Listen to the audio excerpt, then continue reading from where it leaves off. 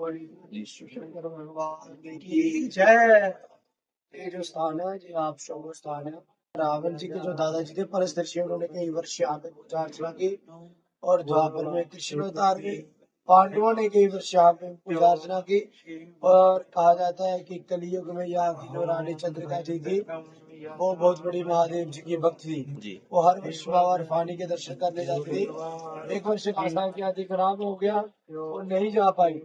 तो उनके सपने में आके बूढ़े महात्मा जी ने दर्शन दिए थे और कहा था कि कोई बुजुर्ग है, कोई लंगड़ा है, किसी कारोबार फानी के दर्शन नहीं कर सकता, यहाँ आके यात्रा करेगा, उनकी यात्रा सफल मानी जाएगी। कहा जाता है कि जैसे ही सुबह होती है, फिर उनके घर के बाहर रियल में बूढ़े महात्मा जी आते हैं और भिक्षा के लिए आवाज लगाते हैं। जब रानी जी भिक्षा देती हैं तो बूढ़े महात्मा जी से प्रार्थना करती है कि हमें वो स्थान बताया जाए जो महादेव जी का लुप्त हो चुका है। कहा जाता है कि रानी जी को जहाँ लाया जाता है, जहाँ लाते ही बूढ़े महात्मा जी स्थान को मार्ग करते हैं। तो स्थान को मार्ग करते हैं तो ये स्थान प्रकट करवाते हैं। तो जब ये उनके सैनिक थे जो रानी जी के, इस स्थान को खाली करते हैं, जब मंदिर प्रकट होता है, अंदर विराजमान भोलेनाथ जी वो प्रकट होते हैं।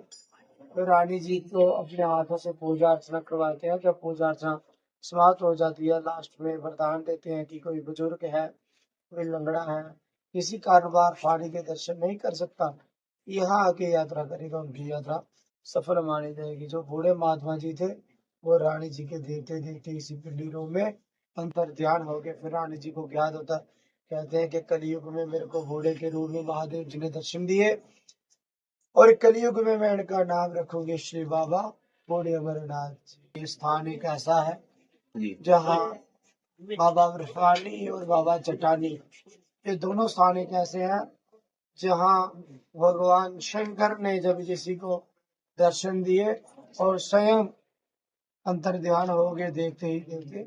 ये दो ऐसे स्थान है। बोलिए शंकर भगवान की जय।